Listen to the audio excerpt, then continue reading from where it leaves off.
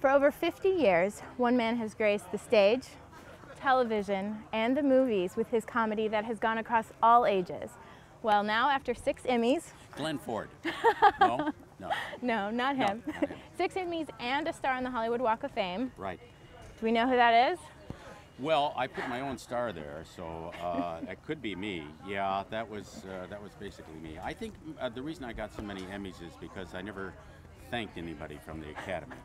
Well, one year I thanked everybody at the Tarzana Pitch and Putt for the new windmill that they'd put in because that was a very tough hole, and they got a lot of business out of that. Well, maybe this whole interview will just be you doing the thanks. Thank you very much. I've enjoyed being here. Well, Tim, yes. People might be amazed. I actually grew up on your comedy. I mean, on Saturday afternoon, my parents would sit me down in front of the television. We'd watch the Carol Burnett show. Oh my gosh. And what torture. I know, no, it was torture. Did no. you report them or?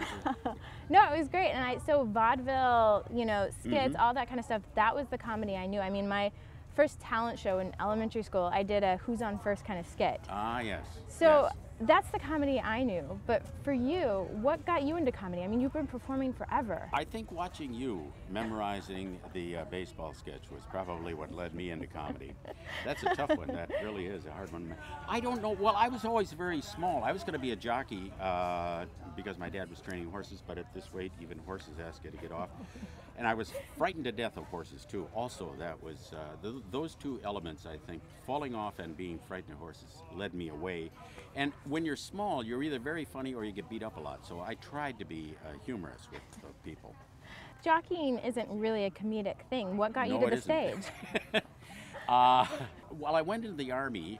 The Army was fun. I was on guard duty one night, and I thought I'd just take a little nap because you got to do it all night, walk around with this thing. So I was sitting in the back of the car and I fell asleep, and I go, oh my God, it's 3 o'clock. I got the lieutenant will be coming around. So I got out of the car and I ran to my post, and I realized that I left my rifle in the car. Oh, no. So I didn't have a rifle, and I knew he'd be annoyed about that. They always get annoyed.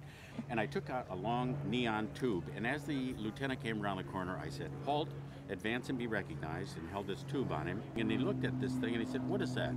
I said, it's a neon tube, and if you come any closer, I'll turn it on. Now for that, I got 2 weeks, just painting rocks. If you ever go to Fort Lewis, you'll see them going up the driveway. They're very nice.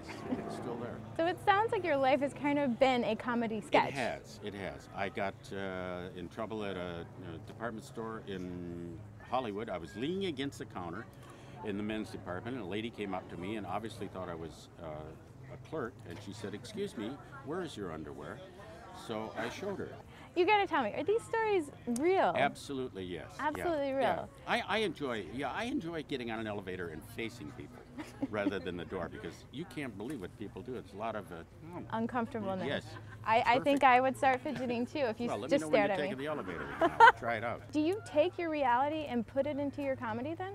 I do, yes, yeah. When you create a character and you get on stage and you take what you are, where does the story come from?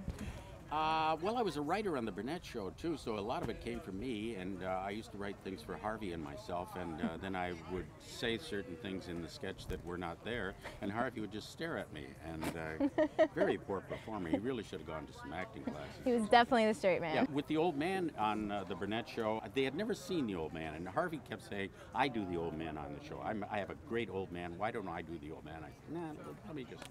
So Carol knocked on the door, I came in, and she said, come on over here to the couch, and I started walking like that, and as I was walking, the rug was curling up in front of me, and I thought to myself, if I keep walking this way, we're going to be here 3 days, because it was a long time. But they kept it in, and that started the old man. So some of it was spontaneous. That's what I was actually going to ask you. Like, you are a writer, and you wrote for the Carol Burnett show, but how much percentage of your acting would you say is more improv than written down? Well, I would say quite a bit.